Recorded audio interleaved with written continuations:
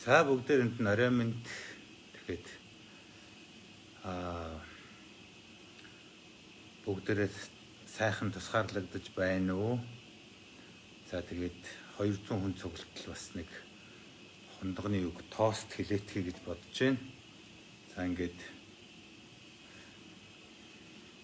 офшорын мөнгө Монголд орж ирж тэрүүн гаруй доллар буюу 3 их 80 төгрөг орж ирэх юм байна. Тэгээд хүн болгонд сая төгрөг өгөх боломжтой юм байна. Одоо ингээд хөл хорой тогтоогоод эдийн засаг муу байгаа үед ард иргэдэд бэлэн мөнгө чухал байна.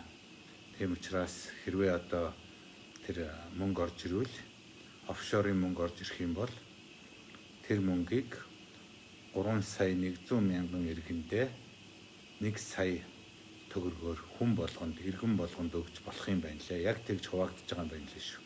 Тийм учраас бүгдээрээ та бүхэн 1 сая төгрөг авах болтугай. Тэгээд аливаа пив одоо вино согтууруулах ундаг миний найз нар миний дүүнэр сайхан зохицуулж хэрэглэдэг шүү.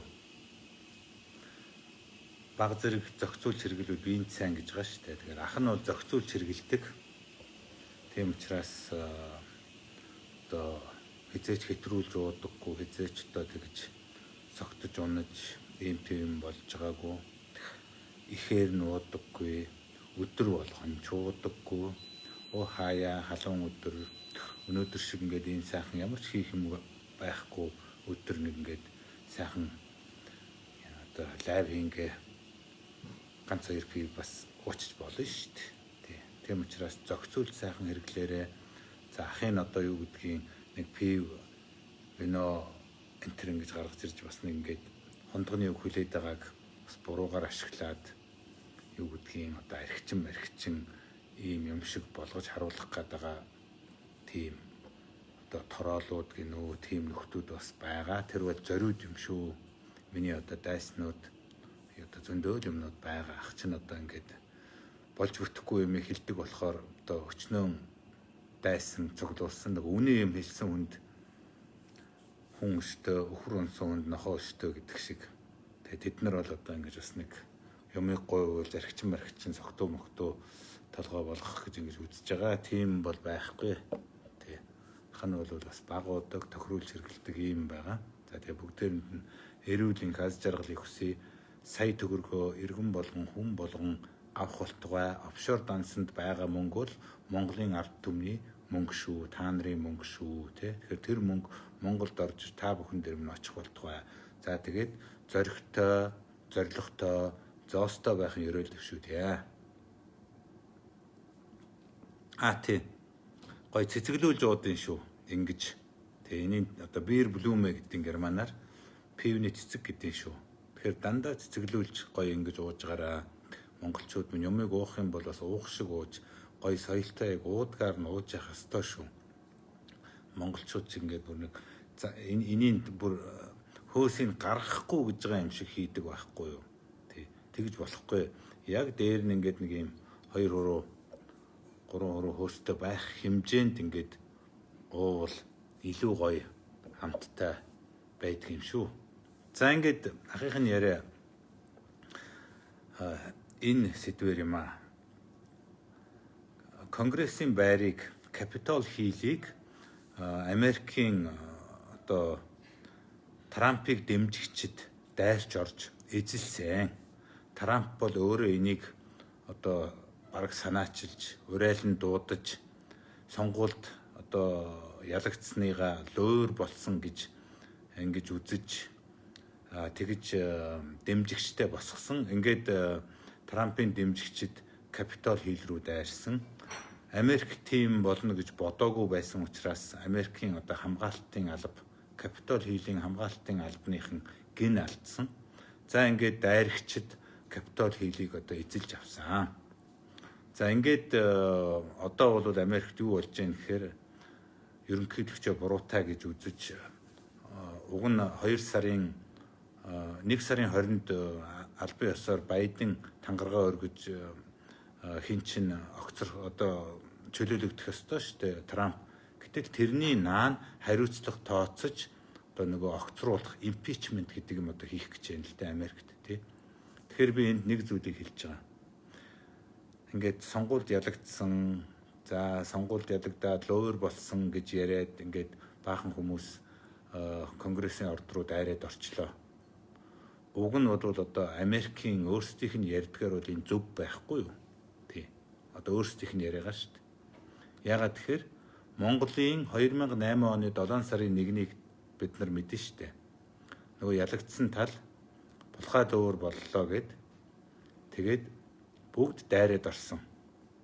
За яг их хурлын байр руугаа дайрж ороогүй ч гэсэн төр барьж исэн ялсан намын байр руу дайрч орсон.